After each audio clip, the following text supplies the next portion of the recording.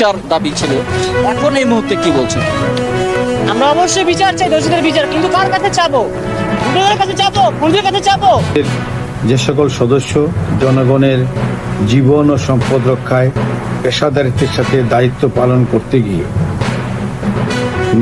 জীবন দিয়েছেন, নিহত হয়েছেন, তাদের আত্মার মাগফিরাত কামনা করছি।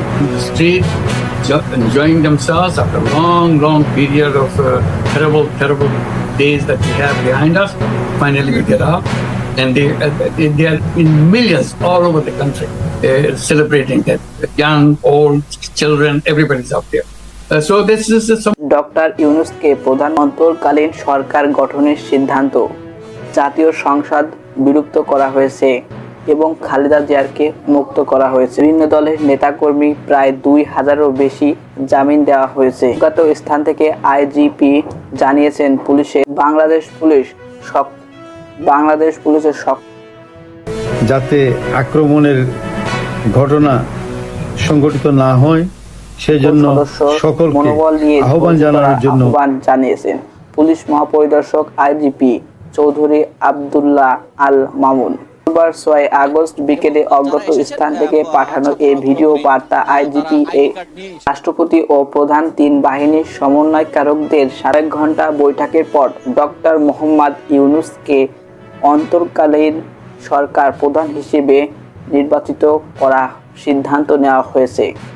রাষ্ট্রপতির আদেশ দ্বারা জাতীয় সংসদ বিলুপ্ত করার ঘোষণা করা হয়েছে এবং খালেদা জিয়াকে মুক্ত করা হয়েছে। এদিকে গণ আন্দোলনের মধ্যে পদত্যাগ করার পর শেখ হাসিনা দেশ ছেড়ে ভারতে অবস্থান করেছেন।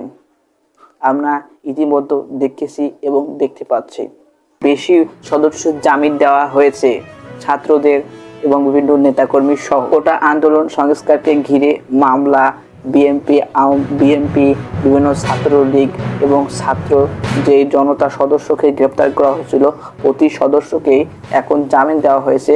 মামলায় আদালতে রাষ্ট্রপক্ষের আইনজীবী এবং রাষ্ট্রপতি কোনোভাবে এই মামলায় যোগদান করেনি। কেউ জামিন পেয়েছেন এমন বিএনপি নেতারা হলেন মাহমুদ চৌধুরী, নজরুল ইসলাম খান, রুহুল কবির রিজভী, সুলতান, সালাউদ্দিন টুকু, শহীদ উদ্দিন অ্যানি, শামসুর রহমান শিমুল, সাইফুল ইসলাম, নিরুহ প্রতু। এছাড়াও দুর্নীতি মামলায় জামিন পেয়েছে বিএনপি নেতারাও। এছাড়াও গণ অধিকারের সভাপতি নজরুল হক জামিন পেয়েছে। এছাড়াও বনানী সেতু ভবনে হামলা মামলার জামিনে মুক্ত পেয়েছে আন্দোলন দাবি রহমান পার্থ। অভ্যন্তরীণ সরকারের রূপরেখা নিয়ে এখনো কথাবার্তা বৈঠক চলছে। রাষ্ট্রপতি মোহাম্মদ শাহাবুদ্দিনের সাথে অন্তর্কালীন সরকার গঠনের যে কথাবার্তা সিদ্ধান্ত এখনো পর্যন্ত তৈরি করা হচ্ছে, গঠন প্রক্রিয়া চালিয়ে যাওয়া হচ্ছে। বৈষম্য বিরোধী ছাত্র আন্দোলনের রাষ্ট্রপতির ভবনে একটি ছাত্র আন্দোলনের আলোচনা চলছে বঙ্গভবনে।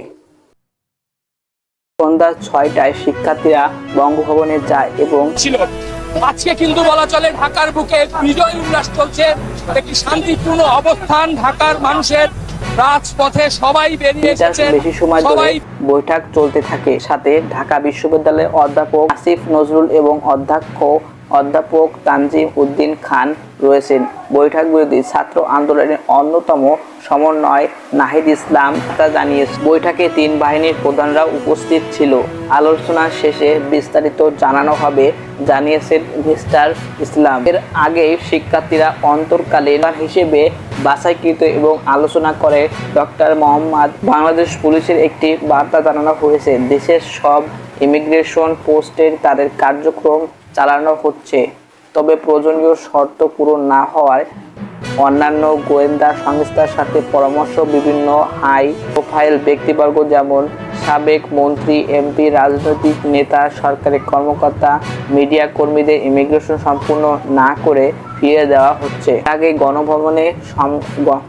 এর আগে গণমাধ্যমে সংবাদ জানানো হয়েছে যে বিমানবন্দর সহ অনেক স্থান থেকে পুলিশ কর্মকর্তারা ইমিগ্রেশন না পেয়ে চলে গেছেন।